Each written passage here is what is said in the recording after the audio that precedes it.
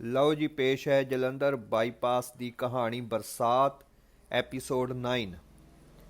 ਹੁਣ ਤੱਕ ਤੁਸੀਂ ਸੁਣਿਆ ਕਿ ਗੀਤਾ ਆਪਣੇ ਪਰਿਵਾਰ ਨਾਲ ਦਿਲਰਾਜ ਟੈਕਸੀ ਡਰਾਈਵਰ ਦੀ ਗੱਡੀ ਵਿੱਚ ਪੰਜਾਬ ਹਿਮਾਚਲ ਘੁੰਮਦੀ ਹੈ ਤਾਂ ਦਿਲਰਾਜ ਨਾਲ ਮੁਹੱਬਤ ਕਰ ਬੈਠਦੀ ਹੈ। ਕੁਝ ਦਿਨਾਂ ਵਿੱਚ ਉਹ ਵਾਪਸ ਚਲੀ ਜਾਂਦੀ ਹੈ ਅਤੇ ਮਾਪੇ ਉਸ ਦਾ ਵਿਆਹ ਕਿਤੇ ਹੋਰ ਕਰ ਦਿੰਦੇ ਹਨ। ਦਿਲਰਾਜ ਸਭ ਕੁਝ ਛੱਡ ਕੇ ਗੁਜਰਾਤ ਚਲਿਆ ਜਾਂਦਾ ਹੈ। ਗੀਤਾ ਦੇ ਸਹੁਰਿਆਂ ਦੇ ਪਿੰਡ ਕੋਲ ਇੱਕ ਬਾਬੇ ਦੇ ਡੇਰੇ ਵਿੱਚ ਰਹਿੰਦਾ ਹੈ। ਇੱਥੇ ਬਰਸਾਤ ਨਾ ਹੋਣ ਕਰਕੇ ਸੋਕਾ ਪਿਆ ਹੋਇਆ ਹੈ। ਬਾਬੇ ਦੇ ਕਹਿਣ ਤੇ ਉਹ ਸਾਧਾਂ ਵਾਲੇ ਕੱਪੜੇ ਪਹਿਨ ਲੈਂਦਾ ਹੈ।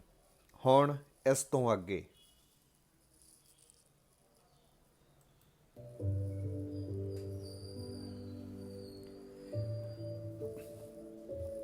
ਉਹਨਾਂ ਬੜਾ ਸਤਿਕਾਰ ਕੀਤਾ, ਖਾਣਾ ਵੀ ਖਵਾਇਆ ਤੇ ਸੇਵਾ ਵੀ ਕੀਤੀ। ਕਈ ਲੋਕ ਉਸ ਦੇ ਮਧੁਰ ਬੋਲਾਂ ਨਾਲ ਕੀਲੇ ਜਾ ਰਹੇ ਸਨ। ਕਈ ਦਿਨ ਉਹ ਉਸੇ ਤਰ੍ਹਾਂ ਆਉਂਦਾ ਰਿਹਾ, ਜਿਸ ਨਾਲ ਉਸ ਦੀ ਕਾਫੀ ਜਾਣ ਪਛਾਣ ਵੱਧ ਗਈ। ਕੋਈ ਉਸ ਨੂੰ ਬਾਬਾ ਕਹਿੰਦਾ ਤੇ ਕੋਈ ਸੁਆਮੀ ਰਾਜਾ। ਇਹਨਾਂ ਦਿਨਾਂ ਵਿੱਚ ਹੀ ਡੇਰੇ ਦਾ ਸਾਲਾਨਾ ਯੱਗ ਭੰਡਾਰੇ ਦਾ ਦਿਨ ਆ ਗਿਆ। ਨੇੜੇ ਤੇੜੇ ਤਾਂ ਕਿ ਦੂਰ ਦੁਰਾਡੇ ਦੇ ਪਿੰਡਾਂ ਤੋਂ ਵੀ ਲੋਕ ਡੇਰੇ ਪਹੁੰਚੇ। ਸਭ ਲੋਕਾਂ ਨੇ ਬਾਬੇ ਕੋਲ ਫਰਿਆਦ ਕੀਤੀ ਕਿ ਬਾਰਿਸ਼ ਲਈ ਕੁਝ ਕੀਤਾ ਜਾਵੇ। ਦਿਲਰਾਜ ਨੂੰ ਪੂਰੀ ਉਮੀਦ ਸੀ ਕਿ ਗੀਤਾ ਵੀ ਸ਼ਾਇਦ ਆਵੇਗੀ, ਪਰ ਉਹ ਨਾ ਆਈ। ਬਾਬੇ ਨੇ ਸਭ ਦੇ ਕਹਿਣ ਤੇ ਇੱਕ ਸਾਂਝਾ ਯੱਗ ਸ਼ੁਰੂ ਕੀਤਾ ਜੋ ਸਿਰਫ ਬਰਸਾਤ ਲਈ ਸੀ। ਇਹ ਬਰਸਾਤਾਂ ਦੇ ਦਿਨ ਸਨ ਜੋ ਆਹਿਸਤਾ ਆਹਿਸਤਾ ਲੰਘ ਰਹੇ ਸਨ, ਪਰ ਬੱਦਲਾਂ ਦਾ ਕਿਧਰੇ ਨਾਮੋ ਨਿਸ਼ਾਨ ਨਹੀਂ ਸੀ। 7 ਦਿਨ ਤੱਕ ਯੱਗ ਚੱਲਦਾ ਰਿਹਾ। ਸਾਰੇ ਪਿੰਡ ਦੇ ਲੋਕ ਆਪ ਹਾਜ਼ਰ ਹੋ ਕੇ ਪੁੰਨ ਦਾਨ ਕਰਦੇ ਰਹੇ। 7ਵੇਂ ਵਿੱਚ ਦੁਆਵਾਂ ਹੋਈਆਂ, ਅਰਦਾਸਾਂ ਹੋਈਆਂ ਅਤੇ ਇੰਦਰ ਦੇਵਤੇ ਨੂੰ ਖੁਸ਼ ਕਰਨ ਲਈ ਸਭ ਕੁਝ ਕੀਤਾ ਗਿਆ, ਪਰ ਬਰਸਾਤ ਨਾ ਹੋਈ। ਲੋਕਾਂ ਨੂੰ ਜਿਸ ਦਾ ਇੰਤਜ਼ਾਰ ਸੀ ਨਾ ਉਹ ਹੋਈ, ਅਤੇ ਦਿਲਰਾਜ ਨੂੰ ਜਿਸ ਦਾ ਇੰਤਜ਼ਾਰ ਸੀ ਨਾ ਉਹ ਆਈ। 1-2 ਦਿਨ ਹੋਰ ਬੀਤੇ ਤਾਂ ਲੋਕ ਬਾਬੇ ਨੂੰ ਪਰੇਸ਼ਾਨ ਕਰਨ ਲੱਗੇ।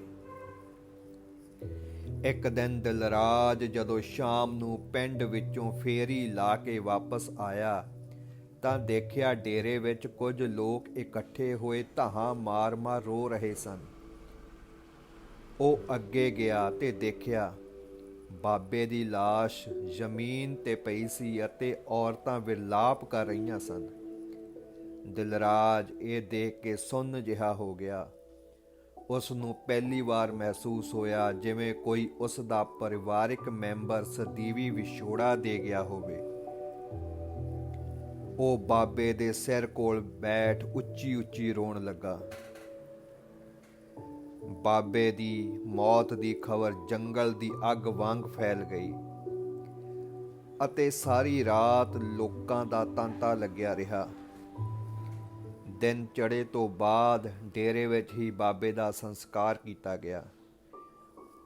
ਦੂਸਰੇ ਦਿਨ ਲੋਕਾਂ ਨੇ ਇਕੱਠੇ ਹੋ ਕੇ ਦਿਲਰਾਜ ਨੂੰ ਡੇਰੇ ਦਾ ਮੁਖੀ ਥਾਪ ਦਿੱਤਾ। ਦਿਲਰਾਜ ਮਨਾ ਕਰਦਾ ਰਿਹਾ, ਪਰ ਪਿੰਡ ਵਾਲਿਆਂ ਨੇ ਇੱਕ ਨਾ ਸੁਣੀ। ਬਹੁਤ ਸਾਰੇ ਸਾਧੂ ਮਹਾਤਮਾ ਵੀ ਆਏ ਸਨ, ਜਿਨ੍ਹਾਂ ਨੇ ਦਿਲਰਾਜ ਦੇ ਸਿਰ ਪੱਗਾਂ ਅਤੇ ਮੱਥੇ ਤਿਲਕ ਲਗਾਏ ਅਤੇ ਨਾਲ ਹੀ ਕੁਝ ਰੁਪਏ ਅਤੇ ਸਮਾਨ ਵੀ ਦਿੱਤਾ। ਦਿਲਰਾਜ ਵਿਚਾਰਾ ਬੇਵਸ ਹੋਇਆ ਸਿਰਫ ਹੰਝੂ ਵਹਾ ਰਿਹਾ ਸੀ। ਪੰਜਾਬ ਦਾ ਇੱਕ ਸਿੱਧਾ ਸਾਦਾ ਜੱਟ ਪਿਆਰ ਦਾ ਪੱਟਿਆ ਇਸ ਅਣਜਾਣੇ ਲੋਕਾਂ ਵਿੱਚ ਸੀ, ਜਿਸ ਨੂੰ ਆਪਣਾ ਪਿਆਰ ਤਾਂ ਅੱਜ ਤੱਕ ਨਸੀਬ ਨਹੀਂ ਸੀ ਹੋਇਆ, ਪਰ ਕਿਸਮਤ ਉਸ ਨੂੰ ਕਿਹੜੇ ਪਾਸੇ ਲੈ ਧੱਕੀ ਜਾ ਰਹੀ ਸੀ ਜਿਸ ਦੀ ਉਸ ਨੂੰ ਸਮਝ ਨਹੀਂ ਸੀ ਆ ਰਹੀ। ਹੌਲੀ ਹੌਲੀ ਭੀੜ ਘਟਣੀ ਸ਼ੁਰੂ ਹੋਈ। ਫਿਰ ਵੀ ਕਿੰਨੇ ਸਾਰੇ ਲੋਕ ਹਮੇਸ਼ਾ ਡੇਰੇ ਵਿੱਚ ਰਹਿੰਦੇ ਸਨ। ਰਾਤ ਨੂੰ ਉਸਨੇ ਸੋਚਿਆ ਕਿ ਕਿਉਂ ਨਾ ਉਹ ਚੁੱਪ-ਚੁਪੀਤੇ ਰਾਤ ਨੂੰ ਇੱਥੋਂ ਭੱਜ ਜਾਵੇ। ਪਰ ਫਿਰ ਉਸੇ ਹੀ ਪਲ ਉਸ ਨੂੰ ਗੀਤਾ ਦਾ ਖਿਆਲ ਆ ਗਿਆ, ਜਿਸ ਦੀ ਖਾਤਰ ਉਹ ਸਭ ਕੁਝ ਛੱਡ ਆਇਆ ਸੀ। ਉਸ ਨੂੰ ਦੇਖੇ ਜਾਂ ਮਿਲੇ ਬਿਨਾਂ ਉਹ ਕਿਸ ਤਰ੍ਹਾਂ ਜਾ ਸਕਦਾ ਹੈ। ਉਸ ਨੇ ਫੈਸਲਾ ਕੀਤਾ ਕਿ ਗੀਤਾ ਨੂੰ ਮਿਲਣ ਤੱਕ ਉਹ ਇੱਥੇ ਹੀ ਰਹੇਗਾ। ਫਿਰ ਜਿਵੇਂ ਵੀ ਹੋਵੇਗਾ ਦੇਖਿਆ ਜਾਵੇਗਾ। ਦੇਖਦਿਆਂ ਦੇਖਦਿਆਂ ਬਰਸਾਤਾਂ ਦੇ ਆਖਰੀ ਦਿਨ ਵੀ ਗੁਜ਼ਰ ਗਏ। ਇਸ ਵਾਰ ਵੀ ਬਰਸਾਤ ਉੱਕਾ ਹੀ ਨਾ ਹੋਣ ਕਰਕੇ ਇਲਾਕੇ ਦੇ ਲੋਕ ਹੋਰ ਵੀ ਪਰੇਸ਼ਾਨ ਹੋ ਗਏ। ਪਸ਼ੂਆਂ ਦੇ ਨਾਲ ਨਾਲ ਕਈ ਬੰਦੇ ਵੀ ਰੱਬ ਨੂੰ ਪਿਆਰੇ ਹੋ ਗਏ ਸਨ। ਹੋਰ ਤਾਂ ਹੋਰ ਪੀਣ ਵਾਲੇ ਪਾਣੀ ਤੱਕ ਦੀ ਕਿੱਲਤ ਆਉਣ ਲੱਗ ਪਈ ਸੀ। ਲੋਕ ਦੂਰ ਦੁਰਾਡੇ ਤੋਂ ਪਾਣੀ ਢੋਂਦੇ ਦਿਖਾਈ ਦੇ ਰਹੇ ਸਨ। ਕੰਮਕਾਰ ਸਾਰਾ ਠੱਪ ਹੋ ਕੇ ਰਹਿ ਗਿਆ ਸੀ। ਲੋਕਾਂ ਕੋਲ ਹੋਰ ਕੋਈ ਚਾਰਾ ਨਹੀਂ ਸੀ, ਇਸ ਲਈ ਫਿਰ ਉਹ ਇਕੱਠੇ ਹੋ ਕੇ ਡੇਰੇ ਆਏ। ਸਾਰਿਆਂ ਨੇ ਇਸ ਵਾਰ ਦਿਲਰਾਜ ਨੂੰ ਕੁਝ ਕਰਨ ਲਈ ਕਿਹਾ। ਦਿਲਰਾਜ ਨੂੰ ਲੋਕਾਂ ਦੀ ਸੋਚ ਤੇ ਤਰਸ ਆ ਰਿਹਾ ਸੀ ਕਿ ਉਹ ਸਿਰਫ ਬੰਦੇ ਦਾ ਬਾਹਰਲਾ ਭੇਸ ਦੇਖ ਕੇ ਹੀ ਕਿੰਨੀ ਵੱਡੀ ਆਸ ਲਾਈ ਬੈਠੇ ਹਨ, ਜਦ ਕਿ ਉਸ ਵਿਚਾਰੇ ਸਿੱਧੇ ਸਾਦੇ ਪੇਂਡੂ ਨੂੰ ਕੀ ਪਤਾ ਕਿ ਬਰਸਾਤ ਕਿਸ ਤਰ੍ਹਾਂ ਹੁੰਦੀ ਹੈ। ਲੋਕਾਂ ਦੀ ਜ਼ਿਆਦਾ ਜਿੱਦ ਤੇ ਉਸ ਨੇ ਕੱਲ ਤੱਕ ਦਾ ਸਮਾਂ ਮੰਗਿਆ। ਉਸ ਨੇ ਸੋਚਿਆ ਕਿ ਇਸ ਨਵੀਂ ਮੁਸੀਬਤ ਤੋਂ ਬਚਣ ਲਈ ਉਹ ਰਾਤ ਨੂੰ ਕਿਧਰੇ ਖਿਸਕ ਜਾਵੇਗਾ। ਸ਼ਾਮ ਤੋਂ ਹੀ ਉਹ ਅੰਦਰ ਵੜ ਕੇ ਬੈਠ ਗਿਆ। ਭੀੜ ਵਿੱਚੋਂ ਕਿਸੇ ਨੇ ਗੱਲ फैला ਦਿੱਤੀ कि स्वामी जी बरसात के लिए रात को भगवान से विनती करेंगे। सारे लोग दर दे बाहर बैठ के भजन गाउण लगे। दिलराज कई बार उठ उठ देखदा रहा, पर भीड़ घटण दी थां वध रही सी। सारी रात कोई ना सुता। दिलराज अजीब मुसीबत विच फस गया सी। आखिर थक के दिलराज ने दिन के चढ़ाव तो पहला फैसला किया कि वह भज्जण का ख्याल छड्ड के इन्हां लई कुछ ना कुछ जरूर करेगा। फिर उसनूं पंजाब दे जट भगत धन्ने का ख्याल आया, जिसने अपनी जिद नाल पत्थरां चों रब लभ लिया सी। उसने मन ही मन रब अगे फरियाद की कि इस जट दी भी पैज रख लई रब। सवेर हुंदियां ही उसने ऐलान कर दिता कि वह बरसात दे लई अनशन करेगा। मतलब कि जदों तक बरसात नहीं हुंदी वो कुछ नहीं खाएगा, सिर्फ पानी ही मूँह गिला करन लई पीवेगा। हुण जां तां बरसात होवेगी जां उस दी जान जावेगी। वो अज ही इशनान कर मਰਨ ਵਰਤ ਤੇ बैठ गया। ਇਹ ਖਬਰ ਜੰਗਲ ਦੀ ਅੱਗ ਵਾਂਗ ਚਾਰੇ ਪਾਸੇ ਫੈਲ ਗਈ। ਲੋਕ ਦੂਰੋਂ ਦੂਰੋਂ ਉਸ ਨੂੰ ਦੇਖਣ ਲਈ ਆਉਣ ਲੱਗੇ। ਸ਼ਾਮ ਤੱਕ ਕਾਫੀ ਲੋਕ ਇਕੱਠੇ ਹੋ ਗਏ ਸਨ। ਸਭ ਉਸ ਦੇ ਦੁਆਲੇ ਬੈਠ ਭਜਨ ਬੰਦਗੀ ਕਰ ਰਹੇ ਸਨ। ਰਾਤ ਤੱਕ ਉਸ ਨੂੰ ਭੁੱਖ ਮਹਿਸੂਸ ਹੋਣ ਲੱਗੀ, ਜੋ ਅਗਲੇ 3-4 ਦਿਨਾਂ ਤੱਕ ਕਾਫੀ ਵੱਧ ਗਈ। कई बार उसका दिल करदा कि चोरी छिपे कुछ खा लिया करे, पर इन्हां भोले लोकां ने जो उस ते यकीन कीता सी ਉਹ ਉਸ ਨੂੰ ਤੋੜਨਾ ਨਹੀਂ ਸੀ ਚਾਹੁੰਦਾ। ਹਜ਼ਾਰਾਂ ਲੋਕਾਂ ਦੀ ਜੋ ਉਸ ਤੇ ਆਸਥਾ ਸੀ, ਉਸੇ ਦੇ ਸਹਾਰੇ ਉਸ ਨੇ ਰੱਬ ਨਾਲ ਹੀ ਆਡਾ ਲਾ ਲਿਆ ਸੀ। ਲੋਕਾਂ ਦੇ ਦੇਖਣ ਨੂੰ ਭਾਵੇਂ ਉਹ ਬਰਸਾਤ ਲਈ ਮਰਨ ਵਰਤ ਤੇ ਸੀ, ਪਰ ਉਸ ਦਾ ਧੁਰ ਅੰਦਰ ਦਾ ਦਿਲ ਗੀਤਾ ਦੇ ਦੀਦਾਰਿਆਂ ਲਈ ਭੁੱਖ ਦੀ ਮਾਰ ਸਹਿ ਰਿਹਾ ਸੀ। ਲੋਕ ਵੀ ਵਾਰੀ-ਵਾਰੀ ਵਿਹਲੇ ਹੋ ਕੇ ਉਸ ਦੇ ਦੁਆਲੇ ਦਿਨ ਰਾਤ ਬੈਠੇ ਰਹਿੰਦੇ ਸਨ। 2 ਹਫ਼ਤੇ ਬੀਤਦਿਆਂ ਉਸ ਦੇ ਸਰੀਰ ਨੂੰ ਬਹੁਤ ਜ਼ਿਆਦਾ ਕਮਜ਼ੋਰੀ ਦਾ ਅਹਿਸਾਸ ਹੋਣ ਲੱਗਾ ਸੀ, ਪਰ ਅਜੇ ਤੱਕ ਵੀ ਬੱਦਲ ਦਾ ਕਿਧਰੇ ਨਾਮੋ ਨਿਸ਼ਾਨ ਨਹੀਂ ਸੀ ਅਤੇ ਨਾ ਹੀ ਅਜੇ ਤੱਕ ਉਸ ਦੀ ਗੀਤਾ ਆਈ ਸੀ। ਹਾਂ, ਇੱਕ ਗੱਲ ਜ਼ਰੂਰ ਹੋਈ ਸੀ ਕਿ ਉਸ ਦੀ ਮਸ਼ਹੂਰੀ ਨਾ ਕੇਵਲ ਉਸ ਦੇ ਇਲਾਕੇ ਤੱਕ ਸੀਮਤ ਰਹੀ ਸੀ, ਬਲਕਿ ਸਾਰੇ ਗੁਜਰਾਤ ਵਿੱਚ ਫੈਲ ਗਈ ਸੀ। ਉਸ ਦੀਆਂ ਖਬਰਾਂ ਇੱਥੋਂ ਦੀਆਂ ਅਖਬਾਰਾਂ ਵਿੱਚ ਆਉਣ ਲੱਗ ਪਈਆਂ ਸਨ।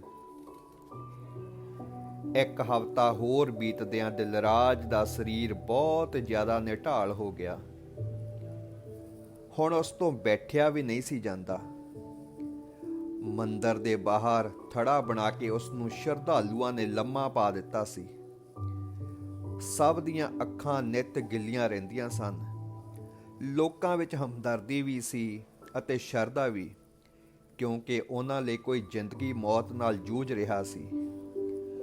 ਲੋਕੀ ਉਸ ਨੂੰ ਮੱਥਾ ਟੇਕ ਅਸ਼ੀਰਵਾਦ ਲੈ ਰਹੇ ਸਨ, ਪਰ ਉਹ ਨਾ ਚਾਹੁੰਦਿਆਂ ਹੋਇਆ ਵੀ ਸਭ ਕੁਝ ਕਰ ਰਿਹਾ ਸੀ ਕਿ ਸ਼ਾਇਦ ਆਉਣ ਵਾਲਿਆਂ ਵਿੱਚ ਉਸ ਦੀ ਗੀਤਾ ਵੀ ਆ ਜਾਵੇ।